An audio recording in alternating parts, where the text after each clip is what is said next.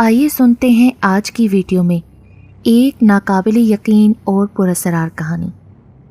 ندیم کی سہاگ رات تھی جسے لوگ مرادوں والی رات کہتے ہیں، لیکن یہ کیسی عجیب بات تھی کہ آج ہی اسے رات سے پہلے یہ گھر خالی کرنا تھا جس میں اس کی نئی نویلی دلہن کے قدم آئے تھے۔ یہ رات گھونگھٹ اٹھا کر پیار بھری باتیں کرنے کی تھی۔ واہری قسمت، یہ کس موڑ پر لا کھڑا کیا تھا۔ ندیم کے والدین زندہ ہوتے تو اسے یہ دن دیکھنا نہ پڑتا۔ خالہ نے اس کی پرورش کی تھی، پرورش کا احسان جتانا تو بے سود تھا، کیونکہ خالہ نے ندیم سے ایک ایک پائی کا حساب رکھوا لیا تھا۔ یہی وجہ تھی کہ وہ شادی پر ہونے والے اخراجات کا حساب بھی چکتا کرنے کے بعد مزید دولت ہتھیانے کی فکر میں تھیں۔ ندیم نے لاکھ سمجھایا اور بہت سمجھوتا کرنے کی کوشش کی، مگر خالہ کی ہٹ دھرمی قائم رہی۔ آج تو اس نے نئی نویلی دلہن کا جہیز ضبط کر کے اعلان جنگ کر دیا تھا اور ساتھ ہی رات سے پہلے مکان خالی کرنے کا حکم بھی دے دیا تھا۔ رشتہ داروں نے بھی لاکھ سمجھایا، مگر خالہ کے ذہن میں زیورات اور جہیز کے سامان پر قبضہ کرنے کا بھوت سوار تھا۔ مرتا کیا نہ کرتا، بالآخر وہ خالہ کی لڑائی سے تنگ آ کر کرائے کے مکان کی تلاش میں نکل کھڑا ہوا۔ کئی گلیوں اور مختلف محلوں میں معلومات کی، مگر کوئی مکان خالی نہ مل سکا۔ آخر کار پیپل والے مکان کی نشاندہی کی گئی جو عرصہ دراز سے خالی تھا۔ یہ پیپل ایک درخت کا نام ہے اور اس مکان میں پیپل کا ایک بڑا تناور درخت تھا جس کی نسبت سے لوگ اسے پیپل والا مکان کہتے تھے۔ ایک عورت نے یہ بھی بتایا تھا کہ اس مکان میں کسی جن کا اثر ہے۔ ندیم ان باتوں پہ کان نہیں دھرتا تھا، مگر اسے اس قسم کی مخلوق سے کوئی خوف نہ تھا۔ ندیم اس طرح کی باتوں پر کان نہیں دھرتا تھا اور اسے اس قسم کی مخلوقات سے کوئی خوف نہ آتا تھا۔ شاید اس کی وجہ یہ ہو سکتی تھی کہ اس کا واسطہ آج تک اس قسم کی مخلوق سے پڑا ہی نہ تھا۔ بہرحال وہ تلاش کرتا ہوا اس مکان تک جا پہنچا۔ دروازہ باہر سے لاک تھا، شاید اندر سے کنڈی لگی ہوئی تھی۔ ندیم نے دروازے پر دستک دی تو پہلی ہی دستک پر دروازہ کھل گیا۔ کیا بات ہے، کون ہو تم؟ دروازہ کھولنے والا ایک عمر رسیدہ شخص تھا جس کے چہرے سے وحشت ٹپک رہی تھی۔ اس کی بھووں کے بالوں نے اس کی آدھی آنکھیں ڈھانپ رکھی تھیں۔ جھریوں سے اس کا چہرہ اس کی عمر کا پتہ دے رہا تھا۔ اس کے چہرے کی عبارت سے پتہ چلتا تھا کہ بوڑھا زمانہ شناس شخص ہے۔ جی، میرا نام ندیم ہے، مجھے کرائے پر مکان چاہیے۔ تمہارے ساتھ کون رہے گا پر؟ جناب، میری شادی آج ہی ہوئی ہے، میں اپنی بیوی کو لے کر آج ہی اس مکان میں رہائش اختیار کرنا چاہتا ہوں۔ ٹھیک ہے، اندر آ جاؤ اور مکان دیکھ لو۔ شکریہ، ندیم نے مکان میں داخل ہوتے ہوئے کہا۔ مکان 2 کمروں پر مشتمل تھا جس کے سامنے کچن، باتھ روم اور واش روم علیحدہ بنائے گئے تھے۔ صحن کے وسط میں آدھی طرف دیوار کھڑی کی گئی تھی جس کے اطراف وہ پیپل کا درخت تھا، جس کی وجہ سے اس کا نام پیپل والا مکان پڑ گیا تھا۔ درخت واقعی تناور اور اس قدر پھیلا ہوا تھا کہ پورے مکان کو اپنی لپیٹ میں لیے ہوئے تھا، حتیٰ کہ اس کی شاخیں مکان سے باہر دیواروں پر جھوم رہی تھیں۔ اس مکان کا کرایہ کتنا ہوگا بابا جی؟ ندیم نے پیپل کے درخت کی اونچائی پر نظر کرتے ہوئے پوچھا۔ کوئی جواب نہ پایا تو اس نے پلٹ کر دیکھا۔ وہ مکان میں تنہا کھڑا تھا اور بوڑھا غائب ہو چکا تھا۔ ندیم گھبرا کر تیز قدموں سے دروازے تک آیا۔ کیا بات ہے، گھبرائے ہوئے کیوں ہو؟ آپ کہاں غائب ہو گئے تھے بابا جی؟ میرا مطلب ہے مجھے چھوڑ کر کہاں چلے گئے تھے؟ تم ہمارے نئے مہمان ہو اور کرایہ دار بھی، اس لیے تمہارے لیے چائے لینے گیا تھا۔ بوڑھے نے چائے کی کیتلی اور 2 کپ فرش پر رکھتے ہوئے کہا۔ ندیم حیران تھا کہ بوڑھا دبے پاؤں کب اور کیسے کیا، اسے کچھ خبر نہ ہوئی، اور پھر پلک جھپکتے میں چائے کہاں سے لے آیا؟ حالانکہ جب وہ مکان کی تلاش میں گلیوں کی خاک چھان رہا تھا تو اسے دور دور تک کوئی چائے کی دکان یا ہوٹل نظر نہیں آیا تھا، کیونکہ یہ علاقہ گنجان آباد نہیں تھا۔ کیا سوچ رہے ہو بھائی؟ کچھ نہیں، آپ مجھے اس مکان کا کرایہ تو بتائیں۔ ایک بار پھر ندیم نے پیپل کے درخت کو دیکھتے ہوئے کہا۔ 1000 روپے ماہانہ۔ اس نے ندیم کے چہرے پر نظریں جماتے ہوئے کہا، جیسے وہ اس کے چہرے کے تاثرات سے اندازہ لگانا چاہ رہا ہو۔ مجھے منظور ہے، آپ چابی دے دیں، میں 1 گھنٹے بعد ہی اس مکان میں اپنی بیوی کو لے کر آؤں گا۔ یہ لو چابی اور ایڈوانس کی رقم۔ ندیم نے دائیں ہاتھ سے چابی لیتے اور بائیں ہاتھ سے رقم دیتے ہوئے رخصت ہونے کی اجازت چاہی۔ ٹھیک ہے، تم سامان لے آؤ، میں چلا جاتا ہوں۔ بوڑھے نے تالا اٹھاتے ہوئے کہا۔ جی سامان تو کچھ نہیں ہے، بس ہم دونوں میاں بیوی ہی چلے آئیں گے۔ ندیم نے شرمندگی سے نظر جھکاتے ہوئے کہا۔ تو کیا جہیز کا سامان نہیں ملا؟ جی ملا تو تھا، مگر خالہ اماں نے اپنی محنت اور محبت کے صلے میں ضبط کر لیا۔ اچھا چلو ٹھیک ہے، اب تم جاؤ، تمہیں جلد آنا بھی ہے۔ ایک بات پوچھوں، اگر آپ برا نہ مانے تو؟ ہاں ہاں پوچھو، کیا بات پوچھنی ہے؟ میں نے تو سنا تھا کہ اس مکان میں عرصہ دراز سے کوئی شخص رہائش پذیر نہیں ہے، پھر اس مکان میں اس قدر صفائی ستھرائی کا انتظام کس نے کیا ہے؟ دیواروں کا پلاسٹر ذرا بھی کہیں سے اکھڑا ہوا نہیں ہے، دیواروں کا رنگ صحیح سلامت ہے، آئل پینٹ اس طرح چمک رہا ہے جیسے آج ہی کیا ہو، زمین کا فرش بھی کہیں سے ٹوٹا پھوٹا نہیں ہے۔ تم ٹھیک کہتے ہو، دراصل تم سے کچھ دن پہلے ایک فیملی نے یہ مکان پسند کیا تھا، انہوں نے ہی اس کی مرمت وغیرہ کا کام کروایا ہے۔ ان کے کسی عزیز کا گاؤں میں انتقال ہو گیا تھا، لہٰذا وہ رہائش اختیار کرنے سے پہلے ہی وہاں چلے گئے، اس لیے مکان تمہیں اچھی حالت میں مل گیا ہے، بوڑھے نے بات بناتے ہوئے کہا۔ ندیم جانتا تھا کہ وہ جھوٹ بول رہا ہے کیونکہ مرمت کے آثار کہیں بھی نظر نہیں آ رہے تھے۔ مکان کی حالت ایسی تھی جیسے کسی نے اسے چند دن پہلے ہی تعمیر کیا ہو، جبکہ باہر سے وہ صورت دکھائی ہی نہیں دیتی تھی۔ بہرحال ندیم اللہ حافظ کہہ کر چلتا بنا، اسے تو عام کھانا تھا، گٹلیاں تھوڑی گننا تھیں۔ ندیم نے اپنی نئی نویلی دلہن کو مکان ملنے کی خوشخبری سنائی تو اس کی آنکھوں سے آنسو ٹپک پڑے۔ یہ کیسی قسمت تھی کہ جو اسے سہاگ رات اجنبی مکان اور انتہائی نئے ماحول میں گزارنا تھی۔ بہرحال رخصت ہوتے ہوئے اس نے خالہ اماں سے مصافحہ کرنا چاہا تو انہوں نے نفرت سے دوسری طرف منہ پھیر لیا۔ ندیم نے بھی معافی تلافی چاہی تھی مگر کوئی جواب نہ ملا۔ وہ دونوں تن کے کپڑوں میں خالہ اماں کے گھر سے رخصت ہو کر اپنی بد نصیبی کے ساتھ نئے مکان میں منتقل ہو چکے تھے۔ سمر کو اس مکان کے پراسرار ماحول سے خوف آ رہا تھا۔ اس کی عمر بہت کم تھی، یا وہ چھوٹے دل کی مالک تھی، بہرحال وہ عورت ذات تھی جسے دنیا صنف نازک کے نام سے پکارتی ہے۔ اس مکان میں ہو کا عالم تھا، ہر طرف سناٹا ہی سناٹا تھا۔ یہ بھی عجیب بات دیکھنے میں آئی تھی کہ ہر درخت پر پرندوں کی چہچہاہٹ ہوتی ہے، لیکن پیپل کے اس درخت پر چڑیا کا بچہ بھی نہیں تھا۔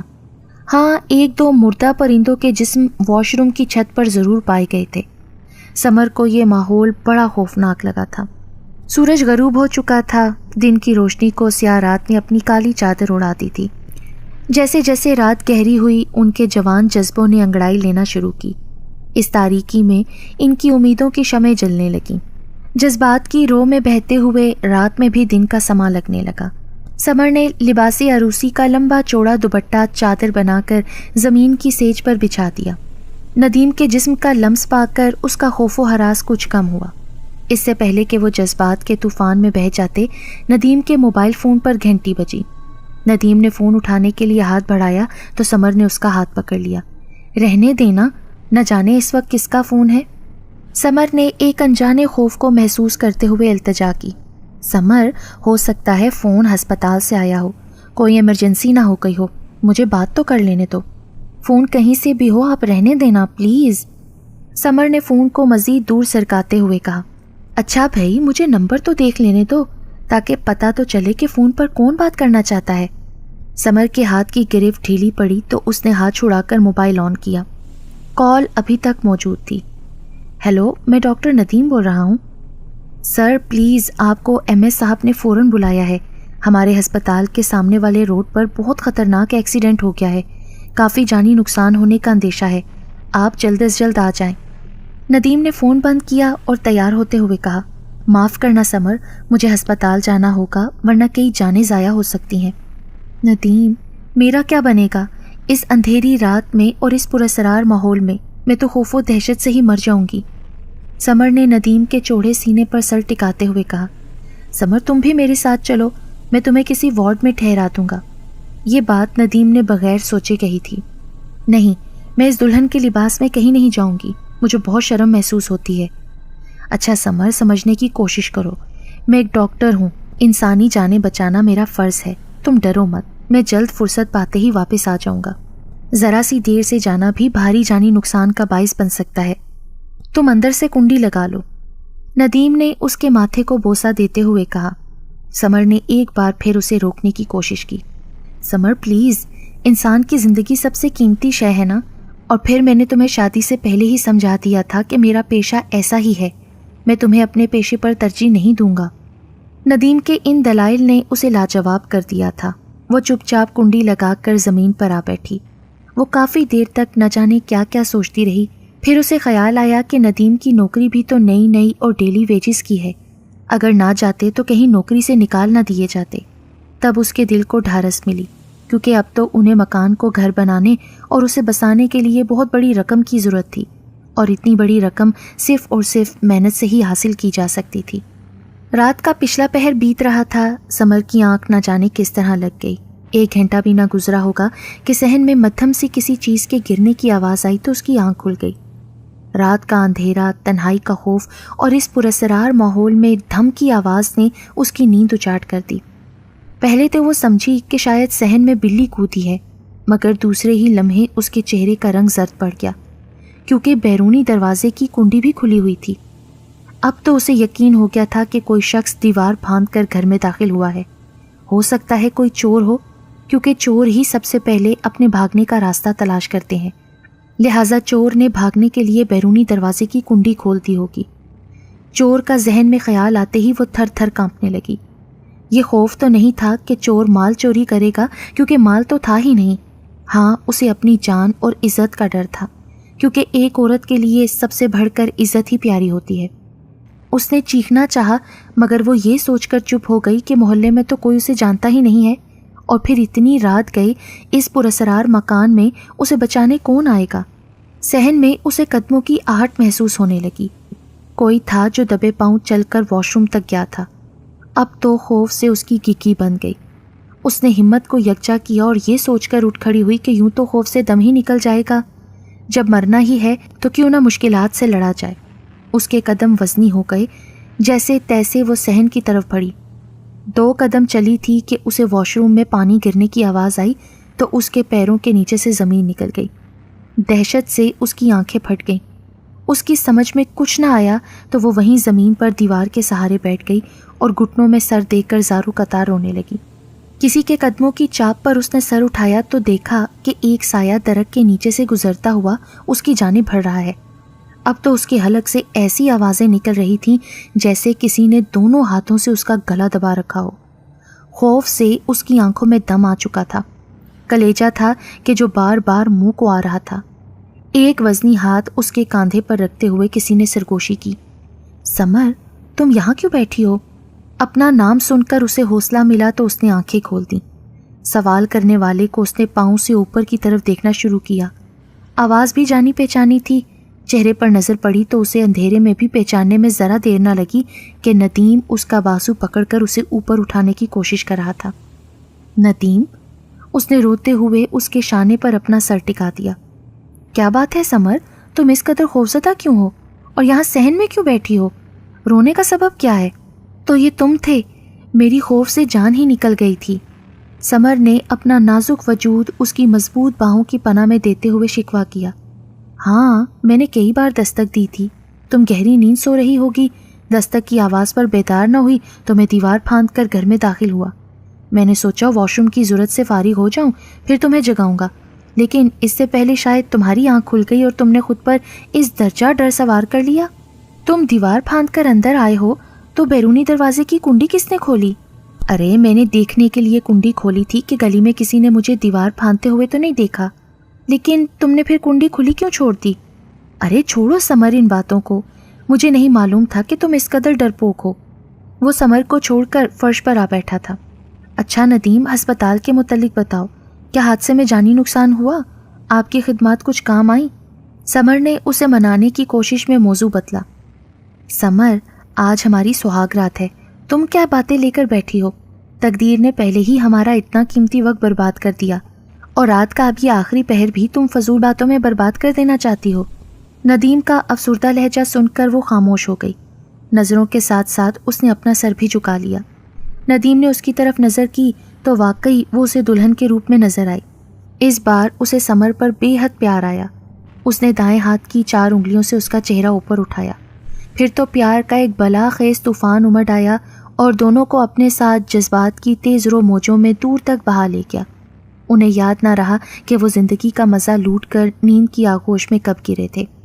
اس بار دروازے پر دستک اس زور سے دی گئی تھی کہ دروازہ نہ کھولا جاتا تو توڑ دیا جاتا۔ اس زوردار آواز سے سمر کی آنکھ کھلی تو وہ ندیم کو ٹٹولنے لگی، مگر اس نے کمرے میں خود کو تنہا پایا۔ وہ آنکھیں ملتی ہوئی اٹھ بیٹھی۔ وہ سوچ رہی تھی کہ اگر ندیم اسے اس بے حجابی میں سوتا اکیلا چھوڑ کر باہر گیا تھا تو اندر سے کنڈی کس نے لگائی تھی؟ اگر ندیم گھر میں موجود ہے تو باہر دروازے پر کون ہے؟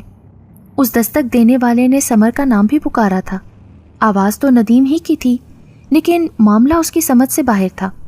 ایک بار پھر دہشت نے اسے آ لیا۔ اس نے پرخمار آنکھوں سے دروازہ کھول کر دیکھا تو ندیم کھڑا مسکرا رہا تھا، مگر اس کے چہرے پر تھکن کے اثرات نمایاں تھے۔ آپ پھر دیوار پھاند کر باہر چلے گئے اور مجھے بتایا بھی نہیں، یوں بے خبر سوتا چھوڑ کر چلے گئے آپ مجھے۔ لگتا ہے تم نے کوئی ڈراؤنا خواب دیکھ لیا جس میں کوئی بار بار دیوار پھاند کر اندر آ رہا ہوگا۔ ندیم نے اس کے پھول جیسے گلابی گال پر چٹکی لیتے ہوئے کہا۔ ندیم اندر کمرے میں آ کر ڈاکٹروں والا سفید اوور کوٹ اتار رہا تھا اور سمر پر یہ خواب والا جملہ قیامت بن کے ٹوٹ پڑا تھا۔ اس نے انگڑائی لی تو اس کے جسم کا جوڑ جوڑ درد کر رہا تھا۔ درد کی میٹھی میٹھی ٹیسیں اسے ابھی تک لطف و سرور سے سرشار و ہمکنار کر رہی تھیں۔ وہ ایک کھلتا ہوا پھول بن چکی تھی۔ قریب ہی پڑے ہوئے شیشے کے ٹکڑے میں اس نے اپنا چہرہ بغور دیکھا تو بالوں کا بکھر کر الجھ جانا، میک اپ کا پھیکا پڑ جانا، چوڑیوں کے ٹکڑے ہونا، یہ سب کیا تھا؟ اگر بقول ندیم میں نے ڈرونا خواب دیکھا ہے تو کیا خواب کے اثرات ثبوت کے طور پر سامنے موجود ہوتے ہیں؟ ہرگز نہیں۔ تو پھر یہ سب کیا تھا؟ وہ ندیم تھا تو یہ کون ہے؟ اور یہ ندیم ہے تو وہ کون تھا؟ ان سوچوں کا بوجھ اس کے ہلکے ذہن سے برداشت نہ ہو سکا۔ وہ چکرا کر فرش پر گر پڑی۔ ندیم نے بمشکل اسے زمین سے باہوں میں اٹھایا۔ اس کا نیم مردہ جسم لچکدار شاخ کی طرح ڈول رہا تھا۔ ندیم نے اسے آہستگی سے فرش پر لٹایا۔ اس کے چہرے پر پانی کے چھینٹے بھی مارے مگر ہوش نہ آ سکا۔ اب تو ندیم بھی گھبرا گیا۔ اس نے سمر کو مصنوعی سانس دینے کی کوشش بھی کی مگر بے سود۔ تب اسے نہ چاہتے ہوئے بھی سمر کو ہسپتال لے جانا پڑا۔ لیڈی ڈاکٹر کے چیک کرنے سے پہلے ہی ندیم نے بتا دیا تھا کہ ہماری سہاگ رات تھی۔ ویسے بھی دلہن کو لال جوڑے میں سبھی پہچان گئے تھے۔ مشکل سے ہوش آنے کے بعد لیڈی ڈاکٹر نے اس شرط پر ڈسچارج کیا تھا کہ وہ سمر کو 1 ہفتے تک آرام کرنے دیں گے۔ ندیم، میں اس گھر میں نہیں جاؤں گی، سمر نے ندیم سے نظریں چراتے ہوئے کہا۔ پر مجھے بتاؤ تو سمر، تمہیں ہوا کیا ہے؟ میں جب سے گھر لوٹا ہوں تم بہکی بہکی باتیں کر رہی ہو۔ تم مجھے پاگل کہو یا کچھ بھی، بس میں نے کہہ دیا میں اس گھر میں نہیں جاؤں گی، سمر نے عورتوں والی ضد کرتے ہوئے کہا۔ سمر اسے کیسے سمجھاتی کہ اس کے ساتھ ناقابل فراموش اور ناقابل یقین واقعہ پیش آ چکا ہے۔ دنیا میں ایسا بھی ہو سکتا ہے، یہ کبھی اس کے وہم و گمان میں بھی نہ تھا کہ کوئی غیر مرئی شے اس کے شوہر کے روپ میں اس کے نفس کی مالک بن سکتی ہے۔ سمر، کیا یہاں ہسپتال سے باہر کھڑے رہ کر ساری باتیں کرنی ہیں؟ چلو گھر چل کر فیصلہ کرتے ہیں۔ مالک مکان کو چابی دے کر اپنا ایڈوانس واپس لے لیتے ہیں، پھر مزید کچھ سوچیں گے۔ ندیم نے رکشے والے کو رکنے کا اشارہ کرتے ہوئے کہا۔ وہ خاموش ہو کر ندیم کے ساتھ رکشے میں سوار ہو چکی تھی۔ رکشا عین پیپل والے مکان کے دروازے پر آ رکا۔ ندیم، کیا تم گھر کو تالا لگا کر نہیں گئے تھے؟ سمر نے ایک بار پھر اسے اس مکان کے ماورائی ماحول اور پراسراریت کے متعلق اشارے سے سمجھانے کی کوشش کرتے ہوئے سوال کیا۔ تالا لگا کر گیا تھا، چابی بھی میرے پاس ہے، ندیم نے چونکتے ہوئے کہا، مگر اگلے ہی لمحے اسے خیال آیا کہ اگر سمر کا وہم یقین میں بدل گیا تو اس کے اعصاب اور ذہن پر بہت برا اثر پڑے گا، لہٰذا اس نے بہانہ بنایا۔ سمر، تم بے ہوش ہو گئی تھی نا، ہو سکتا ہے میں جلد بازی میں یا گھبراہٹ میں تالا لگانا بھول گیا ہوں گا، ندیم نے رکشے کا کرایہ ادا کرتے ہوئے کہا۔ رکشے والا جا چکا تھا۔ سمر اس مکان کے سائز سے ہٹ کر کھڑی ہوئی تھی۔ ندیم نے دروازہ کھولنے کی کوشش کی تو اسے ایسے محسوس ہوا کہ جیسے اندر سے کنڈی لگا دی گئی ہے، لہٰذا اس نے زور سے دستک دی، کیونکہ اب تو اسے بھی شک ہو گیا تھا کہ مکان میں کوئی مافوق الفطرت طاقت موجود ہے جو ان کی ہر حرکت پر نظر رکھے ہوئے ہے اور ان کا سائے کی طرح پیچھا کر رہی ہے۔ پہلے دن کی طرح پہلی ہی دستک پر دروازہ کھول دیا گیا تھا۔ ندیم کو یہ دیکھ کر مزید حیرت ہوئی کہ اس بار دروازہ کھولنے والا وہ بوڑھا نہیں تھا، بلکہ سمر سے بھی حسین و جمیل کوئی دوشیزہ تھی۔ اس لڑکی نے بہت دل فریب مسکراہٹ سے ان کا استقبال کیا۔ آپ ندیم ہیں نا، ہمارے نئے کرایہ دار؟ لڑکی نے ندیم کا سکتہ توڑتے ہوئے پوچھا۔ نسوانی آواز سن کر سمر بھی اس کے قریب چلی آئی۔ سمر کو دیکھ کر اس تیکھے نقوش والی حسینہ نے ایک ادا سے اپنا ہاتھ اس کی طرف بڑھا دیا۔ جی ہاں، میں ندیم ہوں، لیکن آپ کون ہیں؟ میں مسکر بابا کی سب سے چھوٹی بیٹی ہوں، میرا نام رشنا ہے۔ بابا نے مجھے آپ لوگوں کے لیے ناشتہ دے کر بھیجا ہے۔ رشنا نے انہیں اندر آنے کا راستہ دیتے ہوئے بتایا۔ اس لڑکی یعنی رشنا کی باتوں سے ان کی معلومات میں یہ اضافہ ضرور ہوا تھا کہ بوڑھے مالک مکان کا نام مسکر ہے، وہ شادی شدہ اور اہل و عیال والا ہے۔ رشنا اور مسکر کے نام سے یہ بھی ظاہر ہو گیا تھا کہ شاید وہ غیر مسلم گھرانے سے تعلق رکھتے تھے۔ آپ نئی نویلی دلہن کو کہاں لے گئے تھے اس سرخ لباس میں صبح سویرے ہی؟ میں کافی دیر سے گھر میں موجود ہوں، کیا آپ گھر سے باہر جاتے ہیں تو تالا بھی لگا کر نہیں جاتے؟ ایک سانس میں اتنے سوال سن کر وہ دونوں اس کا منہ دیکھتے رہ گئے۔ رشنا، ہمیں اس مکان میں نہیں رہنا، ہم تمہارے بابا کو مکان کی چابی دینے اور اپنا ایڈوانس واپس لینے آئے ہیں۔ سمر نے ایک خطرے کے بعد دوسرے خوبصورت فتنے سے بچنے کے لیے دو ٹوک بات کی۔ ٹھیک ہے، وہ سامنے گراؤنڈ کے اس پار وہ سفید رنگ والا مکان ہے نا، وہ ہمارا ہی مکان ہے۔ آپ بابا کو چابی دے آئیں اور اپنا ایڈوانس واپس لے آئیں، جب تک میں آپ کی دلہن کا دل بہلاتی ہوں۔ رشنا نے اپنی بات سے دونوں کے دلوں کو دلاسا دیتے ہوئے ندیم سے کہا۔ سمر، میں ابھی آتا ہوں، تمہیں ڈر تو نہیں لگے گا نا؟ نہیں، آپ کے آنے تک رشنا میرے پاس ہے، اور پھر دوسرا مکان کرائے پر لینے کے لیے بھی تو ایڈوانس کی رقم کی ضرورت پیش آئے گی، آپ جلدی واپس آ جائیں۔ ندیم رشنا کو سمر کے پاس چھوڑ کر مسکر بابا کے گھر کی جانب چل پڑا۔ آپ مکان کیوں خالی کرنا چاہتے ہیں؟ رشنا نے اس کے مہندی والے ہاتھوں کو اپنے ہاتھوں میں لیتے ہوئے کہا۔ مجھے اس مکان میں پیپل کے درخت سے بہت ڈر لگتا ہے۔ دادی اماں نے بہت سی کہانیاں سنائی تھیں جن سے یہ ثابت ہوتا ہے کہ ایسے درختوں پر جنوں کا بسیرا ہوتا ہے۔ جن کسی کو کچھ نہیں کہتے اگر ان کو ستایا نہ جائے یا ان کے خلاف فطرت کوئی بات نہ کی جائے۔ لیکن میں نے تو کسی کو ستایا نہیں تھا نا؟ پھر تمہیں بھی کسی نے ستایا نہیں ہوگا؟ ہاں، پیار ضرور کیا ہوگا۔ رشنا نے سمر کے سیاہ لمبے بالوں سے کھیلتے ہوئے کہا۔ یہ کیسا پیار تھا جس میں انسان کی عزت ہی لوٹ جائے اور دہشت سے جان ہی چلی جائے؟ جان پیار ہی میں تو جاتی ہے نا؟ رشنا نے اس کے سوال کا جواب دیتے ہوئے کہا۔ کیا تم نے سچے پیار کے واقعات نہیں سنے؟ رشنا نے اس کا دوپٹہ ایک طرف رکھتے ہوئے کہا۔ جنوں سے پیار؟ ہائے اللہ، ان کی تو صورتیں دیکھ کر ہی جان نکل جاتی ہے۔ سمر نے کراہیت سے منہ بناتے ہوئے کہا۔ اگر جن خوش شکل ہو کر آئیں تو؟ رشنا نے اپنا منہ اس کے کان کے قریب لا کر کہا تو گرم گرم سانسیں اس کے کان کی لوؤں سے ٹکرانے لگیں۔ ان سانسوں کا لمس وہی تو تھا جو وہ کل رات کو اپنے جسم میں جبس کر چکی تھی۔ اس خیال کے ساتھ ہی سمر کے رونگٹے کھڑے ہو گئے۔ سمر نے یک دم پلٹ کر دیکھا تو رشنا کی حیت بدل رہی تھی، وہ عورت سے مرد بن رہی تھی۔ اس کی نسوانی آواز مردانہ آواز میں تبدیل ہونے لگی تو وہ یوں مخاطب ہونے لگا۔ سمر، میں رشنا نہیں، تمہارا وہی عاشق ہوں جو ندیم کے روپ میں تمہارے نفس پر اختیار حاصل کر چکا ہے۔ ہم کوئی بھی روپ دھار سکتے ہیں۔ سمر، مجھے تم سے سچی محبت ہو گئی ہے۔ تم اگر مجھے شوہر کے روپ میں قبول کر لو تو میں تمہارے دل سے تمام حسرتیں نکال سکتا ہوں۔ تمہیں آج کل دولت کی ضرورت ہے نا؟ میں تمہیں مالا مال کر سکتا ہوں، تمہیں نوٹوں میں تول سکتا ہوں، ہر وقت سائے کی طرح تمہارے ساتھ رہ کر تمہاری حفاظت کر سکتا ہوں، تمہیں لذت و سرور کے خمار سے ہر وقت سرشار رکھ سکتا ہوں، صرف اس شرط پر اگر تم مجھے شوہر کے روپ میں قبول کر لو۔ تمہیں جنوں کی شکلوں سے نفرت ہے نا؟ میں ہمیشہ تمہارے سامنے تمہارے محبوب ندیم کی صورت میں ہی آیا کروں گا۔ بتاؤ، تمہیں منظور ہے نا؟ اگر تم ہاں کہہ دو تو اس خوشی میں یہ گھر بھی میں تمہیں بخش دوں گا۔ ایک مسلمان کے پاس جنوں سے بچنے کا واحد حل کلام الہی کے سوا اور کیا ہو سکتا ہے؟ جب تک اس کے عاشق جن نے اپنا موقف بیان کیا تب تک سمر آیت الکرسی اور چاروں کل کا ورد کرتی رہی۔ جیسے ہی اس نے اپنی بات کا جواب لینے کے لیے خاموشی اختیار کی، ویسے ہی سمر نے 10ویں بار آیت الکرسی اور چاروں کل کا ورد ختم کر کے خود پر پھونک لیا اور اپنے گرد حصار قائم کر لیا۔ پھونک کے ساتھ ہی وہ جن بے بس اور لاچار ہو کر پیپل کے درخت پر جا بیٹھا۔ سمر نے دہشت سے اس کی شکل دیکھنا گوارا نہ کی۔ جن اب غضبناک آواز میں گرجنے لگا۔ تم نے میری بات نہ مانی تو تمہیں پچھتانا پڑے گا۔ تم دولت، میری محبت، جائیداد، ندیم اور یہاں تک کہ اپنی زندگی سے بھی ہاتھ دھو بیٹھو گی۔ نادان لڑکی، اگر تم نے مجھ سے فرار کی راہ اختیار کی تو میرا خون جو اب تک تمہاری رگوں میں دوڑ رہا ہے وہ تمہارے پاؤں کے تلووں سے بہنے لگے گا۔ تم نے اگر اس گھر سے قدم باہر نکالے تو خون کے نقش ثبت ہوتے جائیں گے. تم کسی کو منہ دکھانے کے قابل نہ رہو گی. اگر پھر بھی لوٹ کر میرے پاس نہ آئی تو تمہارے یہی خونی پاؤں تمہاری جان لے لیں گے. دنیا کا کوئی ڈاکٹر، کوئی حکیم، عالم، فاضل شخص بھی اس کا علاج نہیں کر سکتا. میں اس گھر میں آنے والی ہر کنواری لڑکی پر یوں ہی عاشق ہوتا ہوں. وہ میری بات نہیں مانتی تو یہی خونی پاؤں اسے قبر میں اتار دیتے ہیں.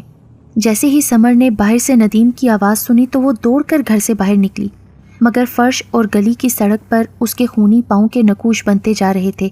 اسے یوں محسوس ہو رہا تھا جیسے وہ کانچ کے ٹوٹے ہوئے ٹکڑوں پر چل رہی ہے. ندیم ڈاکٹر ہوتے ہوئے بھی اس کا مرض نہ پکڑ سکا. بالآخر ہسپتال جاتے جاتے سمر کے پاؤں سے اس قدر خون بہہ چکا تھا کہ اسے اپنی جان سے ہاتھ دھونا پڑے. مگر حیرت کی بات یہ تھی کہ ڈاکٹروں کو لاکھ کوشش کے باوجود بھی اس کے پاؤں میں زخم نظر نہ آ سکے تھے.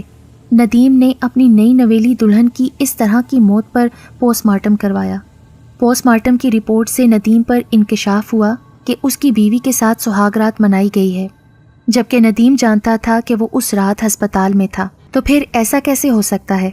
نماز جنازہ اور اپنی نئی نویلی دلہن کی تدفین کے بعد ندیم نے پیش امام صاحب سے اس بات کا ذکر کیا.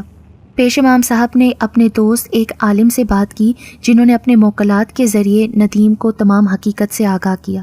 لیکن ندیم اب دکھ اور افسوس کے سوا کچھ نہیں کر سکتا تھا.